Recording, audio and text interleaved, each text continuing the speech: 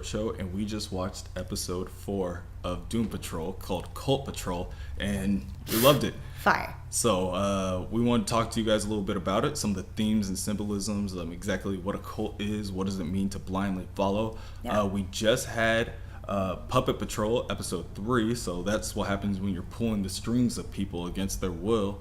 And then we uploaded a video a couple of days ago about Crazy Jane and her multiple personalities. So if you guys want to check out that, we have a Crazy Jane Explained video. And that really did help us learn a lot about her and how she moves in this episode. So I really recommend it. So let's just start talking about cult stuff. So the very beginning of this episode, we have a kid. His name is Elliot. And it's his birthday every year. And every year his parents are repeating certain sayings and chants and omens and passages from In the this beginning, something was the shadow was made and it was good, basically. Yeah, it's like the shadow. There was light created the shadow. Shadow is good.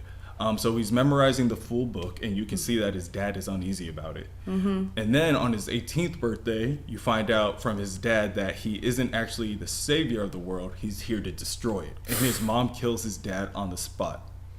In other parts of the world, we have this supernatural detective Kip, who's working to try to get some of these supernatural events under control. And what these events are strange people are being, I guess, teleporting. They're appearing through like a passageway through a rip in space and time, and they're just, doing whatever they do. They kill people, they bring people back, they torture people, but it all comes to a point because they are being teleported to our reality by Catholic priests somewhere in Spain. So those are the major pieces, and now we have the Doom Patrol that has to get thrown in. So we open up with Robot Man. He just woke up and Crazy Jane is sleeping next to him. Yeah. While he was dreaming, he was thinking about his daughter, of course, because that's what he's been thinking about lately. Nonstop. And they were like taking a nap together. So when he woke up, he was taking a nap with Jane.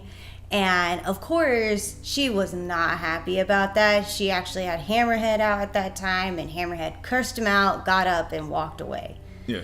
And then meanwhile, we have Larry, Mr. Negative. He's still trying to figure out how to communicate with his energy being. Yeah. But I think the energy being is trying to show him that they can communicate, but he keeps like shutting off the TV and not taking it as like this could be a sign.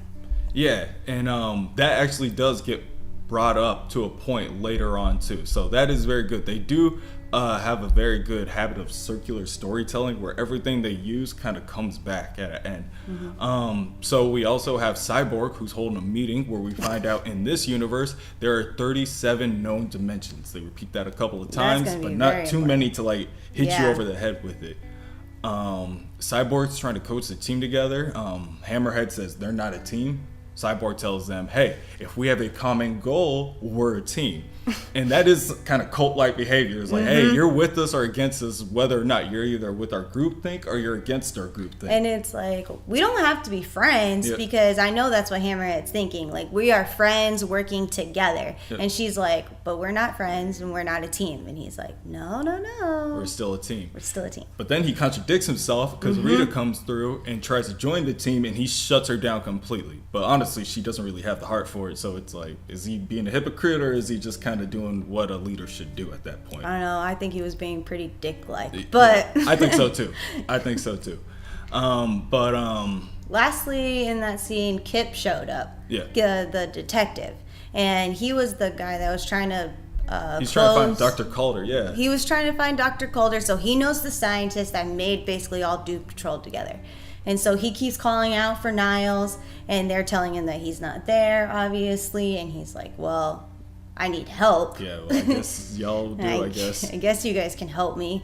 And so he starts using magic around them. And of course, Cyborg doesn't like that. Yeah, Cyborg doesn't really like that at all. But he starts telling them about the cult of the unwritten book.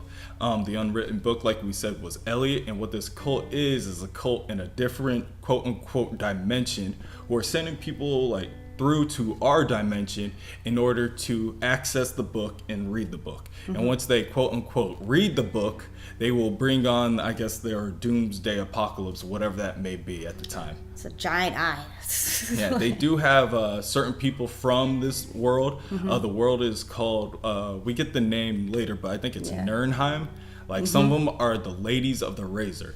So this brings up a lot of dualities with the comic book Scissormen. They also have the High Guards that wear the white robes that look like the garbs that the Scissormen actually wear. So if you guys want a video about that, I'm actually getting pretty hyped up to make a video about that. So it should be pretty short, but stay tuned for that one. Nice. But yeah, so we have a lot of cool stuff happens. We have a blue horse that sings exposition, and it's pretty trippy. I didn't expect that coming. We got. I'm not gonna lie, the singing voice was so soulful. I did not expect that coming from a just nice. floating blue head. Watching it, but Kip wants to kill the kid. He's like, hey, if we kill the kid, long story short, it's over. Nobody else wants to kill the kid. They want to have a chance to save him since he is just 18-year-old kid who really hasn't had any say in his life so far. He's been dragged around by this cult. They're like, hey, we gotta give this kid a chance to live, kind of thing. But yeah, so they get They split up in two teams. Okay, yeah. And Robot Man and Crazy Jane go to close the gate. Yep. And we find out that it was the priest with the glowing hands from the beginning. That thing on his hand is called a stigmata. I guess it's a little sign on his hand. Oh, stigmata. Yeah, those are like, I guess, an emblem or sign or something that... And apparently that is the gate from Nirnheim to our reality. Yeah.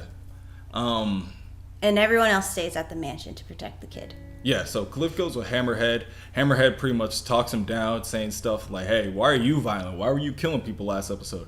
And I'm violent for a reason, because she doesn't really say yet, but if you watch our video, like you said, you know exactly what it is. But each one of her personalities are around for a specific reason. And she's trying to explain to him that, look, you don't have to be like that. You have to make your conscious choices. I have to be like that. So she's kind of calling him out on his shit. So I'm really interested to see what happens with Robot Man.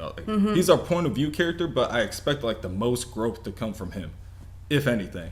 We get a bunch of cool stuff like knowing gum, a bunch of cool magic stuff. We get Rita calling out Cyborg on that stuff we said earlier about being a leader and a hero versus just being dumb and blindly jumping where you don't know where to leap. And then we get Jane in a church. So this is traumatic for her on a number of reasons. She actually messes up the plot, or not messes up the plot, the plan, and she gets them teleported to Nirnheim. I guess it was like, I couldn't really tell what was happening during that scene. She like knocked the priest down, and then I guess he just teleported him like that. Basically what happened is after she stared at basically Sister Mary for a long time, that's when she snapped and got mad.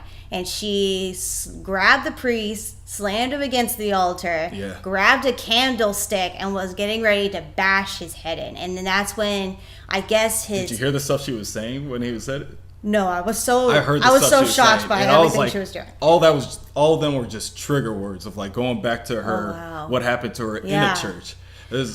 So basically, when the priest's hands went up, that's when the gates were opened, and so that's how they got teleported. Maybe that's how it was, because I remember that from the beginning of the episode too. His hands were up because he was doing like a baptism, and then he looked at his hands. He placed his hands purposely up, and then the light shined up. Okay. Well, wrapping up the episode, we just have a couple more things that happen. We have another personality of Jane show up, Penny Farthing, who's a timid English girl who kind of, I guess she's like out of like that 18th century or something like that. She talks like old timey kind of, but English. But that's just another personality that shows up. Back at the base, we have Kip, and he's guarding everybody with enchantments.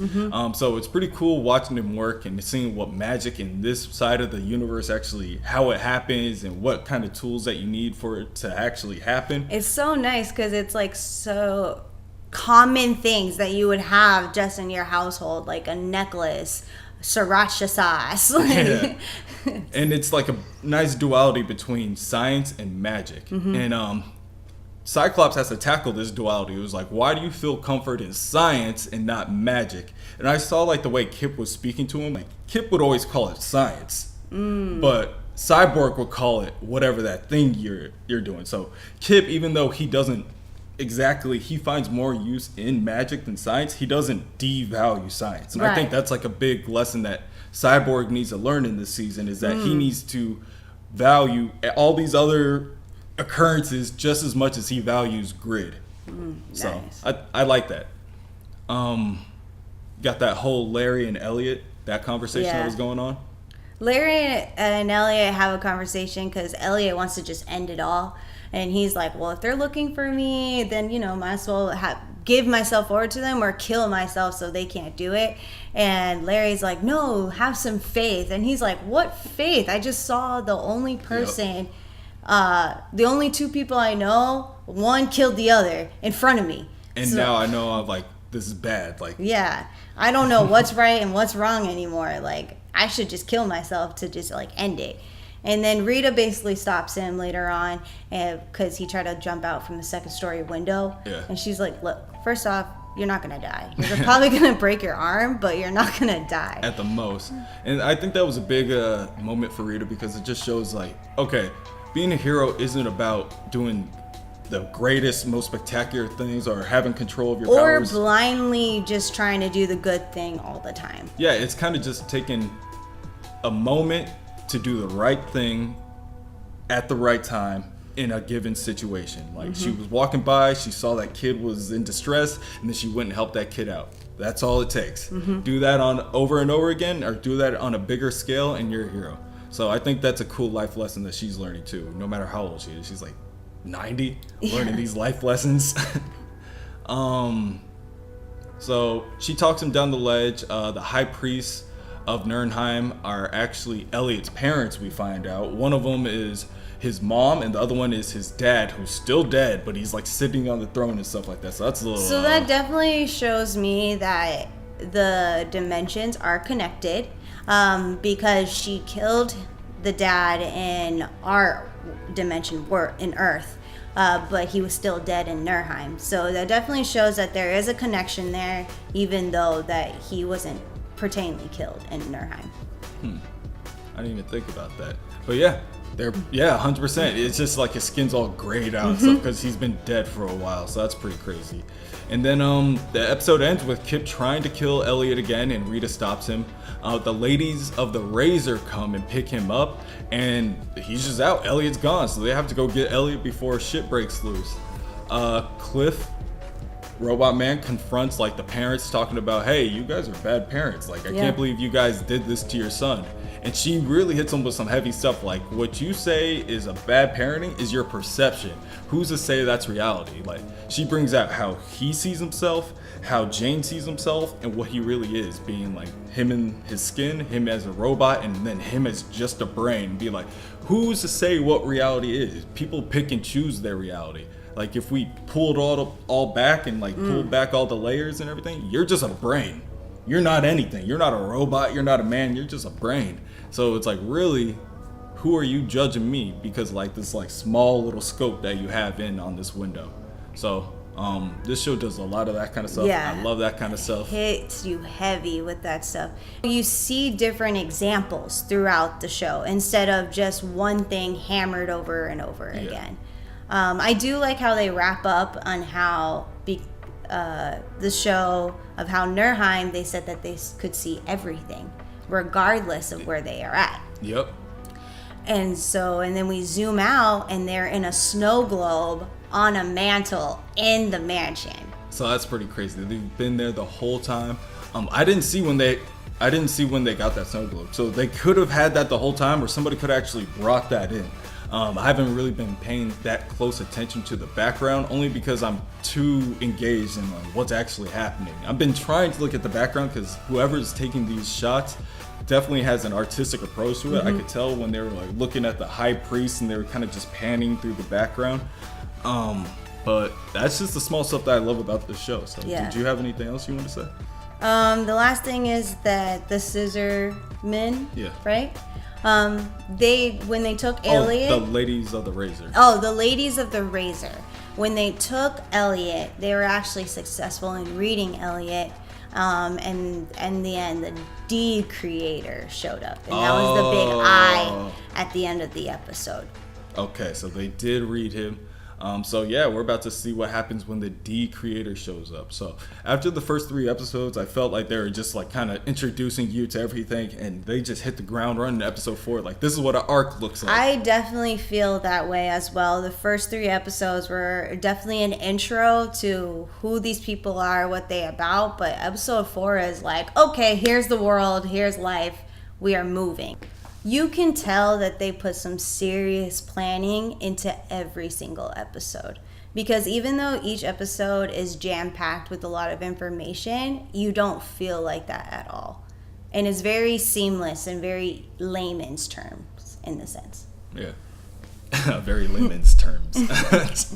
Well, in layman's terms, that's it for us. What up, O'Minion? What up, O'Minion? Catch us on the Long Story Short Show on YouTube to, of course, catch all of these recordings after we're done. And we will be posting more Doom Patrol content because it looks like that's what you guys like. So definitely check out our last video, The Curious Case of Crazy Jane, where we talk about her comic book origins and her personalities explained. And definitely keep your eyes tuned to the channel. Hopefully we will have more stuff that you guys will like. Of course, leave a like, a comment, and please subscribe so we know what we're doing and that we're going in the right direction. See ya. We'll catch you later.